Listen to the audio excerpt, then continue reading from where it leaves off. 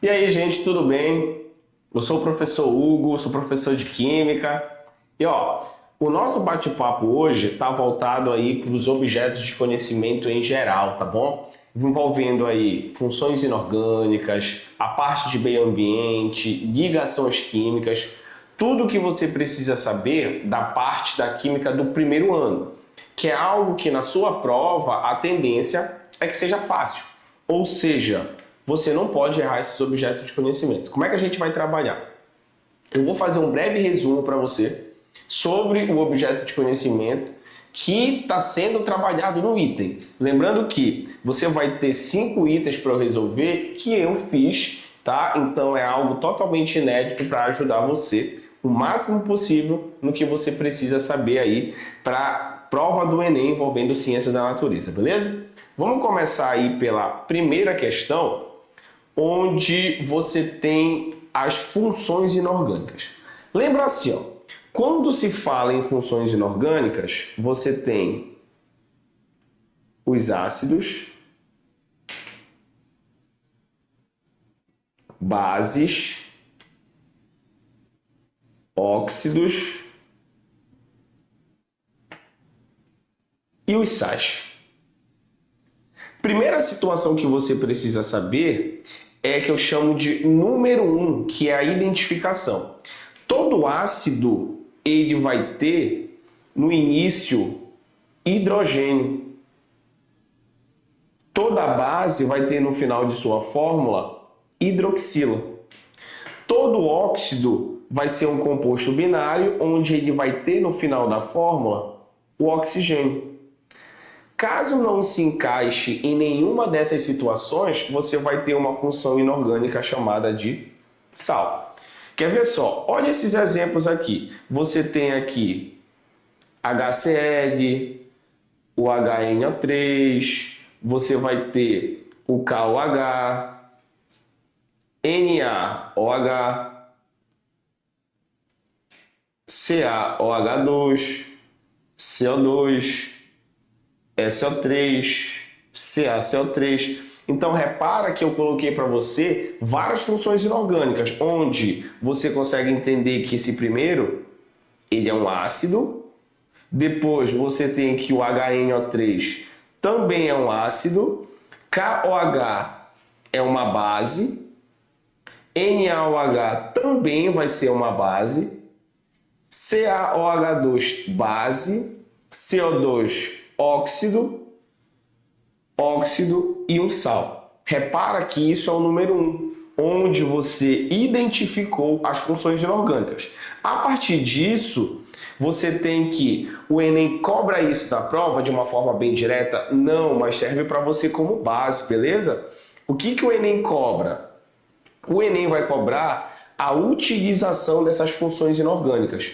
O que você utiliza para resolver uma situação, um problema.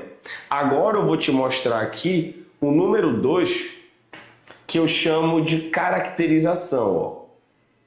Caracterização. Nessa caracterização, eu vou te mostrar as características dos ácidos, bases, óxidos e sais. A partir disso, vamos começar pelos ácidos, tá? Vamos começar pelo ácido. O ácido ele tem uma primeira característica que é a ionização. O que é ionização, Hugo? Formação de íons, tá? Formação de íons. Vou já mostrar um exemplo para vocês. E todo ácido conduz corrente elétrica. Só que repara só. Todo ácido conduz corrente elétrica em uma condição, que é a água. Beleza? E aí vamos ver alguns exemplos de ionização?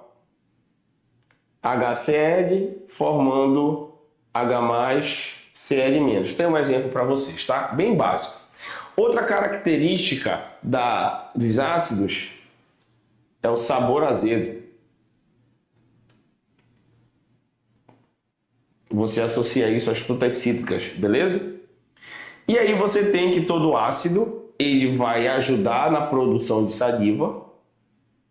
Produção de saliva.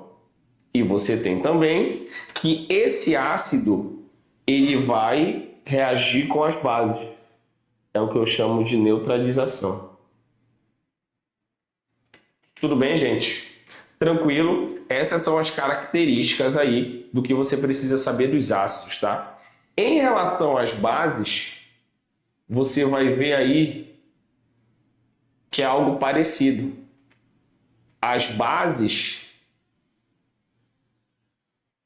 vão ter uma característica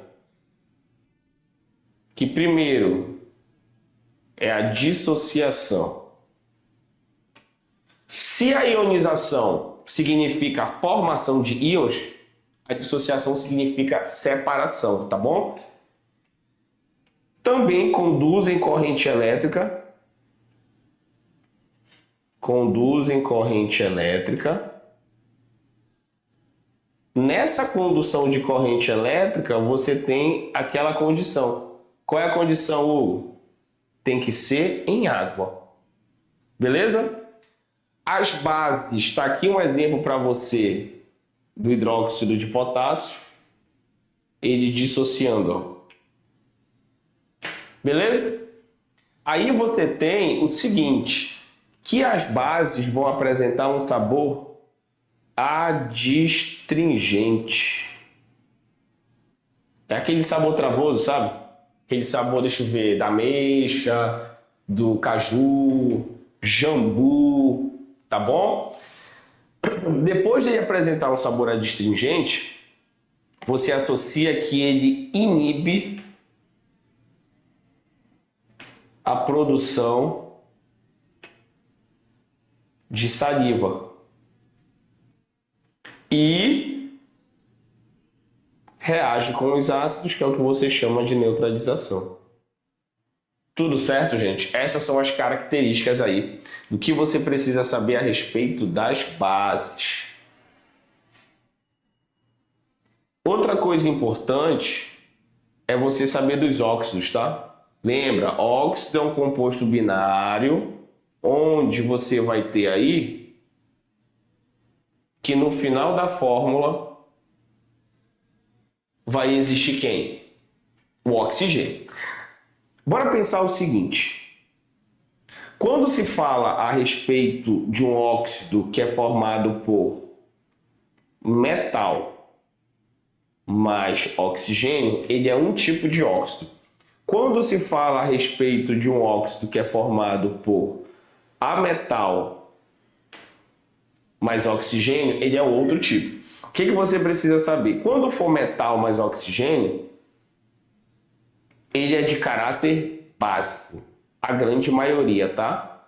E a grande maioria, quando tem um ametal com oxigênio, você tem que ele é de caráter ácido. Galera de caráter básico se encontra no estado sólido. E a galera de caráter ácido se encontra no estado gasoso. Tudo bem, gente? Tudo tranquilo? Basicamente é isso que você precisa saber dos óxidos. Quando se fala dos sais é o seguinte, tá? Você vai esperar um pouquinho aí dos sais que eu falo a respeito da utilização deles, tá bom? Deixa comigo, mas aí o que eu tenho para dizer para vocês é o seguinte, os sais, eles são formados a partir, olha lá, ó, são formados a partir de quê? De um ácido mais uma base, formando sal e água. Quando você tem um ácido forte mais uma base forte, você tem um sal de caráter neutro. Quando você tem um sal forte e uma base fraca, o sal é de caráter ácido. Quando você tem um sal fraco e uma base forte, o sal é de caráter básico. Tudo tranquilo, gente? Beleza? E aí, essas são as características, tá? Beleza, Hugo. Em relação à questão, gente, ele está falando a respeito da utilização. O que eu vou utilizar para resolver uma situação, problema? Utilização. Quando você tem um problema relacionado com a questão diz que envolve, olha só que são os carinhas, SO2 e SO3. Olha o que eu falei para vocês, a metal com oxigênio, caráter ácido. Vocês concordam comigo? Então você tem um problema envolvendo um óxido de caráter ácido.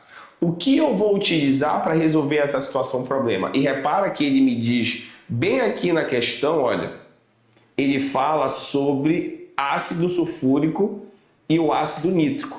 O que você precisa entender? Que esses caras, eles vão formar um H2SO4 e o HNO3, que é o ácido nítrico. Tudo bem, gente? Aí a pergunta é, o que eu vou utilizar para resolver a minha situação, problema? Repara que você tem que, eu tenho um problema causado por um ácido, eu resolvo utilizando o quê?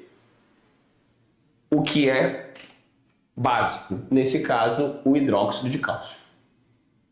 Quem é o hidróxido de cálcio? O hidróxido de cálcio, ele é o CaOH2, beleza? CaOH2. Tudo tranquilo? Beleza? Finalizamos aí a nossa primeira questão, onde você tem um problema que é causado por um ácido. Eu resolvo utilizando algo que seja básico. Tudo certo? Beleza? Ó, a próxima questão vai envolver aqui para você saber diferenciar substância e para você saber diferenciar as misturas. Beleza?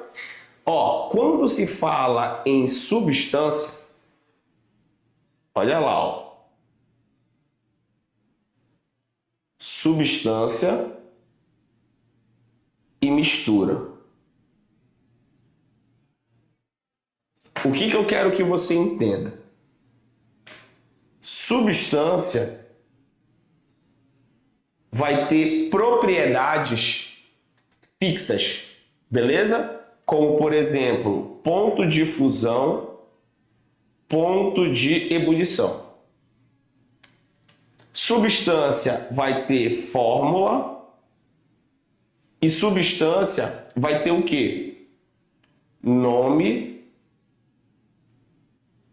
usual. Tranquilo? Mistura, tudo ao contrário. Propriedades variando. Ponto de fusão, ponto de ebulição e densidade. A mistura não tem fórmula. Beleza? Opa, quase eu cometo um errozinho aqui, gente. Olha. A substância, ela tem nome químico. Quem é o usual são as misturas. Beleza? Por exemplo, vinagre. Vinagre, você está diante de um nome usual. Então, vai ser uma mistura. Shampoo, usual, você está diante de uma mistura. Permanganato de potássio. Opa, você está diante de uma substância. Tudo bem, gente? Então, fique atento a isso aí, tá? E olha só. Quarta questão que diz. Outra coisa, gente. O gráfico de uma substância são gráficos fixos também em relação às suas propriedades, tá? Ponto de fusão e ponto de ebulição. E a mistura vai ser um gráfico variado, porque as propriedades variam também. Em relação à questão, ele fala o seguinte, ó. As substâncias apresentam composição fixa e são representadas por fórmulas. Olha o que eu falei para vocês, bem aqui, ó. Ele fala de fórmula. A classificação dela pode ser simples, quando formadas por um único elemento químico ou composta por dois ou mais. Para avaliar se o sistema é formado por uma substância, eu devo analisar suas propriedades físicas. quando eu analisar, eu vou perceber que vai ter um ponto de fusão, ebulição e densidade fixos. E aí eu pergunto, um sistema que apresenta temperatura constante durante a mudança de fase pode ser constituído por, ou seja, eu estou falando de substância, né? Água do mar não, porque eu estou diante de uma mistura. Álcool absoluto, sim. Alternativa correta aí, letra B de bola. Tudo bem, gente? Tudo tranquilo? Ficamos aí com a letra B de bola. Tudo certo? Alguma dúvida? Beleza.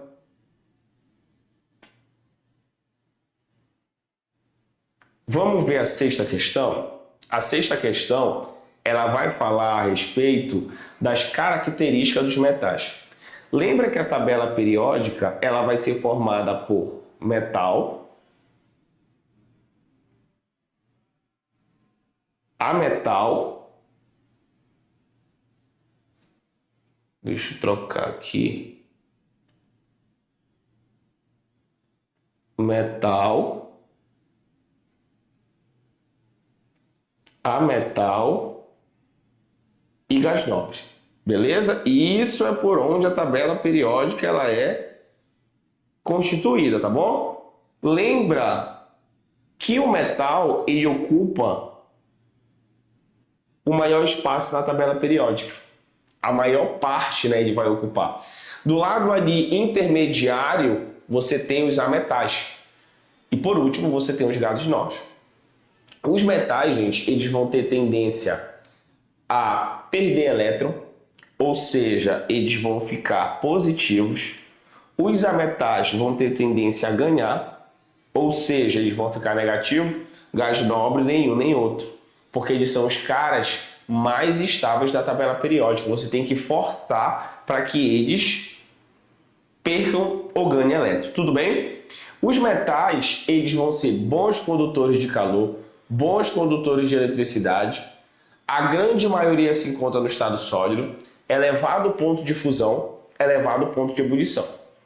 A partir disso, eu penso nos ametais, quando eu falo desse A aqui, é como se fosse um não, né? É uma negação, é não metal. Então as características são contrárias. E os gases nobres, os mais estáveis, é isso que você precisa saber, tá certo?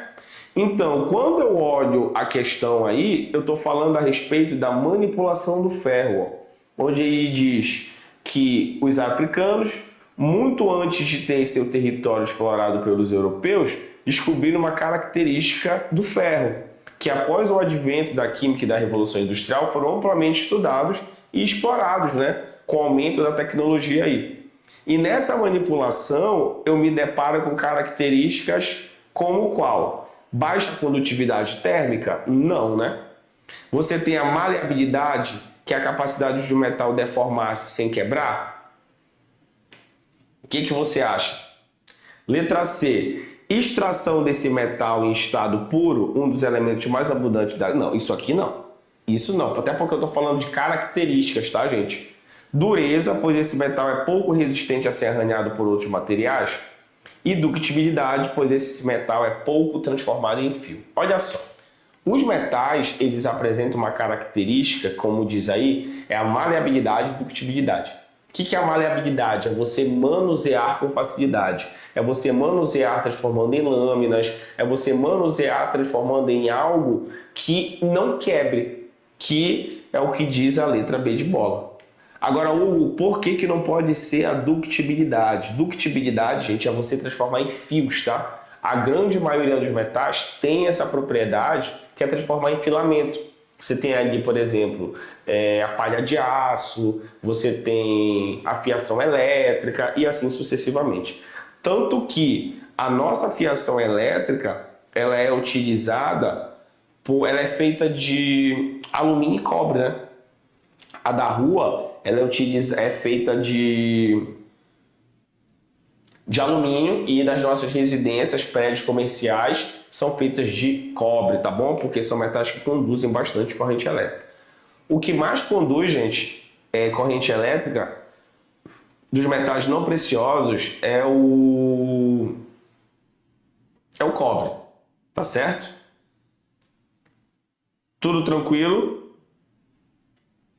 Ó, questão 8, muito boa, gente, muito boa. Não esquece que no mundo da química você tem o seguinte, no mundo da química você tem que existem dois tipos de ligações. Olha, vamos colocar aqui ligações químicas. No mundo das ligações químicas, você vai ter a ligação interatômica